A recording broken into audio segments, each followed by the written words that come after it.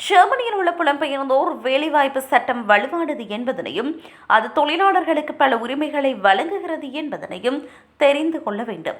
ஒரு தொழில் வழங்குனர் வேலை ஒப்பந்தத்தை முடித்துக் கொள்ள விரும்பினால் அவர் சில விதிகளை பின்பற்ற வேண்டும்.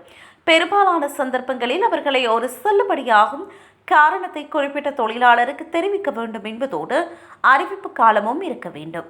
தகுதிகான் காலத்தில் வேலை பணி நீக்கம் செய்யப்பட்டால் கூட தொழிலாளர்கள் எழுத்துப்பூர்வ அறிவிப்பை வழங்க வேண்டும். அறிவிப்பின்றி பணி நீக்கங்கள் சட்டப்பூர்வமாக செல்லுபடியாகாது. சட்டம் மீறப்பட்டால் தொழிலாளி வழக்கு தொடர முடியும். பணி நீக்கம் அல்லது தீர்வு ஒப்பந்தம் இவற்றிலிருந்து வேறுபட்டது. வேலை ஒப்பந்தத்தை முடிவுக்கு கொண்டு வருவது ஒரு பரஸ்பர ஒப்பந்தமாகும். ஆனால் அது பெரும்பாலும் பணியாளரை விட தொழில் வழங்குனருக்கு அதிக நன்மையை வழங்கும். நீங்கள் அதில் கையெழுத்திட்டால் பணி நீக்கத்திற்கு எதிராக வழக்கு தொடரும் உரிமை உட்பட முக்கியமான சில உரிமைகள் நீங்கள் இழப்பீர்கள்.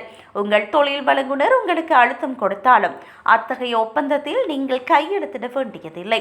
அத்துடன் ஒரு தீர்வு ஒப்பந்தத்தில் கையெழுத்திடுவது வேலையின்மை சலுகைகளில் 3 மாத தடைக்கு வழிவகுக்கும். இது உங்கள் குடியிருப்பு அனுமதியையும் பாதிக்கலாம். மேலும் பணி நீக்கத்துக்கு எதிராக வழக்கு தொடர 3 வாரங்களே கால அவகாசம் உள்ளது என்பதனையும் புலம்பெயர்ந்தோர் நினைவில் கொள்ள வேண்டும். இந்த காலக்கெடு தவறவிடப்பட்டால் பணி நீக்கம் சட்டப்பூர்வமாக செல்லுபடியானதாக மாறும். நீங்கள் பணி நீக்கத்தை எதிர்கொண்டால் விரைவாக செயல்படுங்கள். குறிப்பாக விசா மற்றும் நிதி சிக்கல்கள் குறித்து சட்ட ஆலோசனையை பெறுங்கள் என அறிவுறுத்தப்பட்டுள்ளது.